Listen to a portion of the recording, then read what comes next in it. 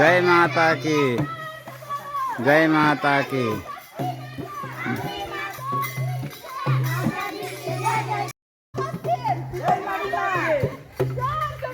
जय माता की, जय माता की, जय माता की, जय माता की, जय माता की, जय माता की, जय माता दी, जय माता दी, जय माता दी, जय जय।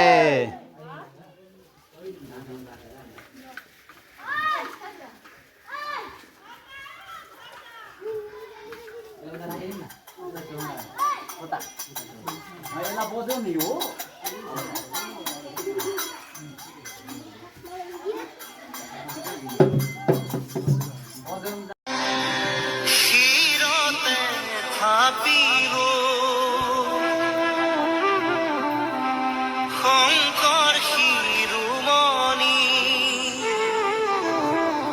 কণ্ঠতে থাপিলো নাম, হৃদয়ত থাপিলো দুয়োজনা গুৰু, যেতিয়াই বিচাৰো পাম ও ৰাম ৰাম, গুৰু আমাৰ প্ৰাণৰে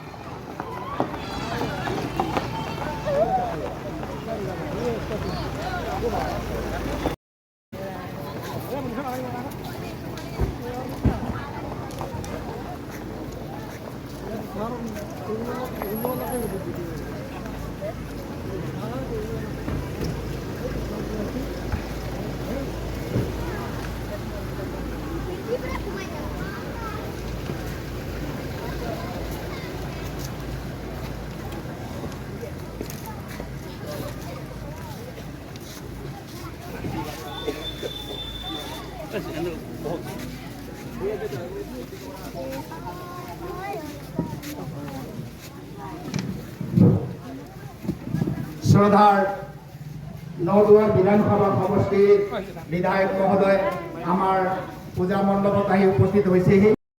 প্ৰথমতে ছাৰক দুৰ্গা মণ্ডপত আহিবলৈ অনুৰোধ কৰিছোঁ। সেইটো উঠাই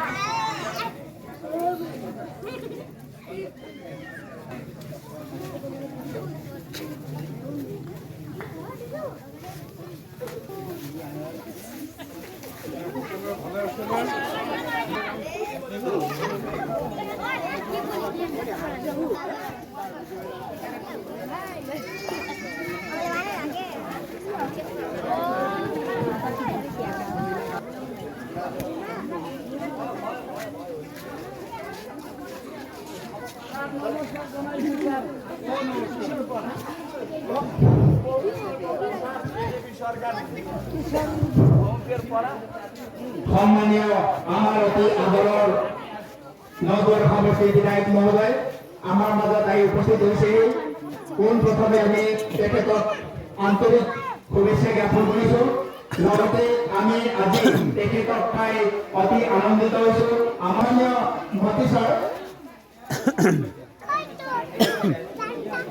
আমাৰ চিতলমাৰী চালিগাঁও দুৰ্গা পূজা উদযাপন সমিতিৰ হৈ তেখেতক আদৰণি জনাব বিচাৰিছোঁ। আমি দুৰ্গা পূজা উদযাপন সমিতিৰ সভাপতি সম্পাদক হৈ তেখেতক আমি পোনপ্ৰথমে এখন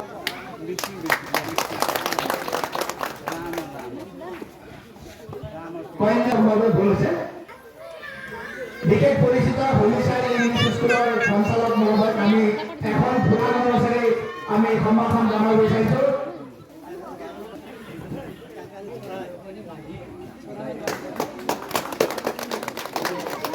ইয়াৰ ফুলা নৰচাৰী আদৰণি জনাব বিচাৰিছোঁ।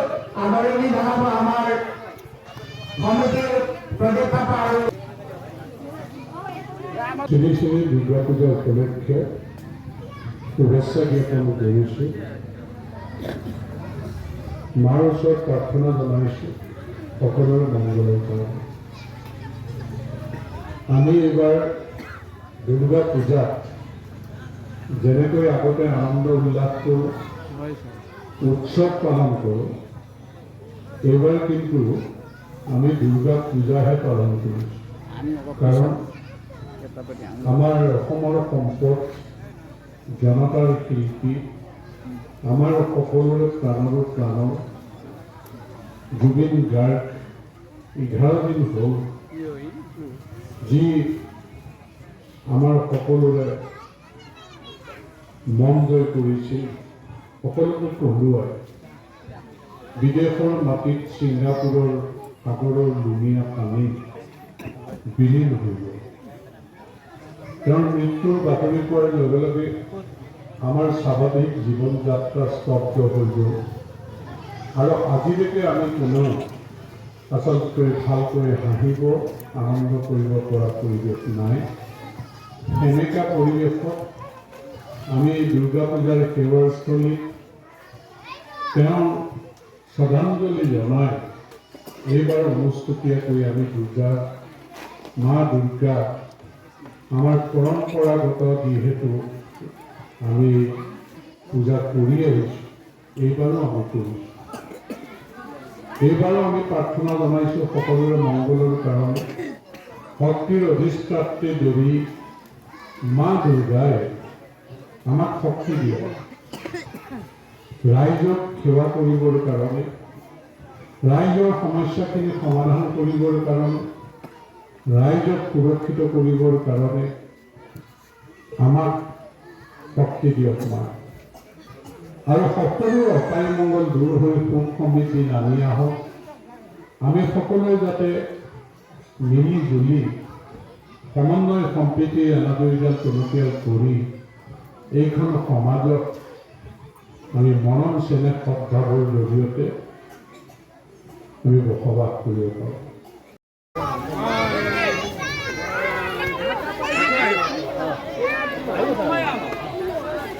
গ্যাৰান্টি নাই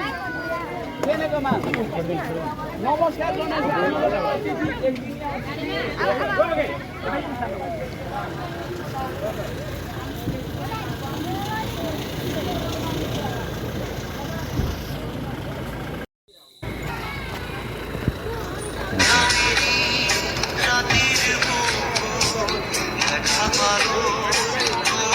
Ay, ay, para,